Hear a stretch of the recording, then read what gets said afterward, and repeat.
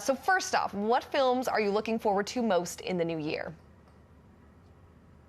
So, Alexa, the first film I'm looking forward to is Mean Girls, because who doesn't love Mean Girls? And the Tina Fey comedy is back, of course.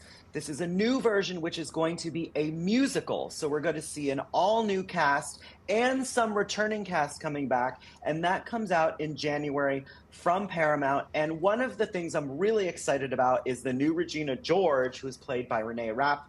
And I want to hear all the songs they're going to sing, the dance numbers they're going to do. And I'm told that this version is going to get really racy. As if the other version wasn't racy enough, this one is going to get a lot more racier. And the next one I'm going to talk about is Fall Guy. Now, Fall Guy is going to be kind of the big summer tentpole that's going to thrust us into the summer 2023 movie season, and that stars Ryan Gosling and Emily Blunt. And Ryan Gosling plays an ex-stuntman who quits the business but then is brought back into the business by his ex-girlfriend Emily Blunt, who's directing her first feature film. And in the film, the star of the movie gets lost, and Emily has Ryan go find him, and it's played by Aaron Taylor Johnson. Big action epic film, so people are going to love this. Now, going more towards the winter and the fall of I can't believe we're talking about this, of 2024, is going to be The Joker 2. Now, there's a lot of buzz about this. Joaquin Phoenix is returning. Lady Gaga plays Harley Quinn. This is also going to be a musical. So, it's going to be some kind of deranged musical because it's Joker 2, it's Todd Phillips. It's going to be mostly based in insane asylum, and who doesn't want to see that, Alexa? I'm a little scared, confused, and excited all at the same time, but definitely going to be a big one in theaters. Now, the 2023 Hollywood strike saw some movies press pause on production. Which ones have been postponed to the new year that people should look out for?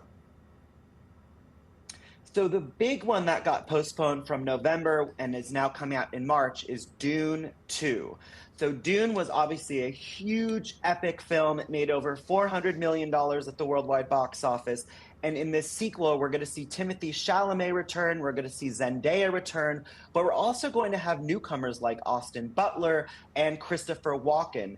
And the director just gave a press conference in South Korea, and he said that he believes that Dune 2 is better than Dune 1. So, only the audiences will decide on that. But I'm super, super excited for Dune 2.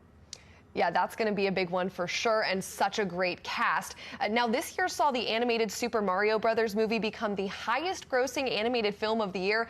Any animation films in 2024 that could contend? Yeah, one of the biggest animation films that is going to be a contender is Inside Out 2. It is the return of the 2015 Pixar film, stars Amy Poehler as Joy, the emotion Joy. But in Inside Out 2, we see a new emotion, anxiety, played by Maya Hawke. And one of the cool things I think about the Inside Out franchise, well, now there's a sequel, is that it's really showing kids that how they can learn about their emotions and how having all kinds of emotions are okay, hence why we have anxiety written into this new one. And I'm super, super excited for it. I love that. I loved the first one. Cannot wait for that sequel. Now, does the current lineup of movies in 2024 show promising signs for theaters? I mean, this year was such a blockbuster theater year with the concert movies, Barbie, Oppenheimer, Barbenheimer. Do you think 2024 can compete with that? Yeah, I do. And I think that 2023 was an interesting year. We saw about a 21% increase in the 2023 box office versus the 2022 box office. And a lot of that was fueled by Barbenheimer, as you said, which made over $2 billion.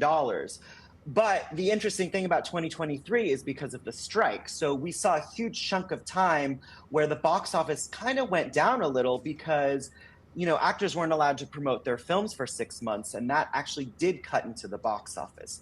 Now, going into 2024, we are seeing some estimates that the overall box office in 2024 will make about $8.6 billion.